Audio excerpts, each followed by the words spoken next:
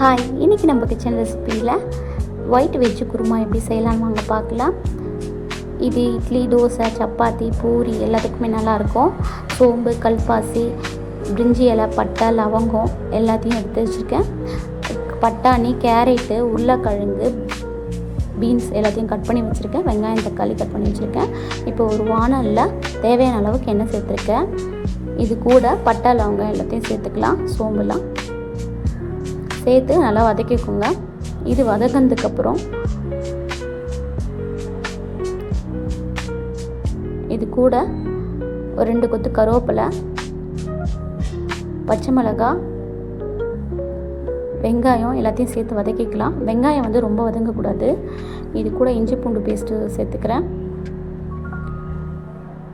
இது கூட தக்காளி சேர்த்துக்கிறேன். பட்டாணி சேர்த்துக்கிறேன். வெங்காயம் ரொம்ப வதங்கக்கூடாது. ஒரு 50% வெந்தாவே போதும். அதுக்கப்புறம் தக்காளி சேர்த்துட்டு பட்டாணியை சேர்த்துக்கிறேன். இப்போ வெஜிடபிள் எல்லாத்தையும் சேர்த்துக்கலாம். உங்கள்கிட்ட என்னென்ன வெஜிடபிள் இருக்கோ அதுக்கேற்ற மாதிரி சேர்த்துக்கோங்க.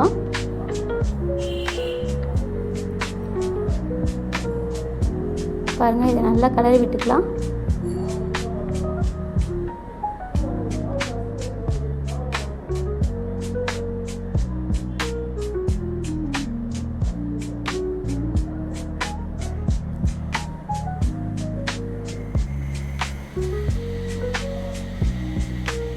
இப்போ நல்லா வதங்கிடுச்சு.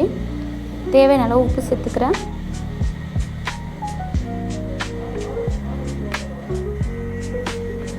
இதை நல்லா வதக்கிக்கலாம்.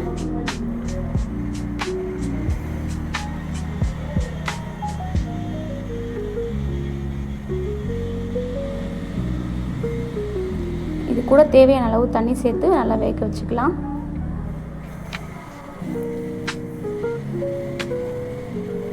இது நல்லா வேகட்டும். இப்போது ஒரு மிக்ஸி ஜாரில் அரை மூடி தேங்காய், ஒரு 5 பச்சை மிளகாய், ஒரு 4 பாதாம் பருப்பு, இது கூட முந்திரி பருப்பு சேர்த்தலாம் சேர்த்துக்கோங்க. ஒரு 3 ஸ்பூன் உடச்சக்கடலை சேர்த்துருக்கேன். சேர்த்து அரைச்சி எடுத்துருக்கேன் தண்ணி விட்டு. பாருங்கள், இந்த அளவுக்கு நான் தண்ணி விட்டு அரைச்சி எடுத்துருக்கேன். இப்போது நல்லா வெந்துடுச்சு. இப்போ இதை மிக்ஸ் பண்ணிக்கலாம். வெங்காய பேஸ்ட்டை மிக்ஸ் பண்ணிக்கலாம். மிக்ஸ் பண்ணி நல்லா கிளறி விட்டுக்கோங்க. பாருங்கள், உங்களுக்கு தேவையான அளவு தண்ணி சேர்த்து கிளறி விட்டுக்கோங்க. எனக்கு இந்த அளவுக்கு தண்ணி போதும், அதனால் நான் இந்த அளவுக்கு தண்ணி சேர்த்து நல்லா கிளறி விட்டுக்கிறேன். இது ஒரு கொதி வரட்டும். ரொம்ப கொதிக்கக்கூடாது. ரொம்ப கொதிச்சிச்சுன்னா கலர் மாறிடும். லைட்டாக கொதி வரும்போது ஆஃப் பண்ணிக்கலாம்.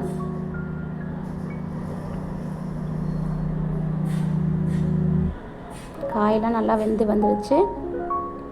ஒரு கொதி வந்துடுச்சு. இது கொத்தமல்லி தூவி சர்வ் பண்ணிக்கலாம். பாருங்கள், நான் அடுப்பை ஆஃப் பண்ணிக்கிறேன்.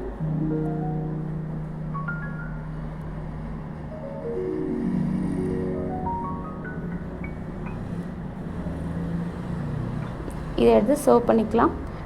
இது ரொம்ப ரொம்ப டேஸ்ட்டாக இருக்கும். ஒரு முறை செஞ்சு கொடுத்து பாருங்கள். இந்த வீடியோ உங்களுக்கு பிடிச்சிருந்தா லைக் பண்ணுங்கள், ஷேர் பண்ணுங்கள், சப்ஸ்கிரைப் பண்ணிக்கோங்க. இது சப்பாத்தி எல்லாத்துக்குமே நல்லாயிருக்கும். இந்த அளவுக்கு தண்ணி இருந்தால் போதும். பாருங்கள், கரெக்டாக இருக்குது எல்லாமே. இந்த வீடியோ உங்களுக்கு பிடிச்சிருந்தா லைக் பண்ணுங்கள், ஷேர் பண்ணுங்கள், சப்ஸ்கிரைப் பண்ணிக்கோங்க. Thank you for viewers.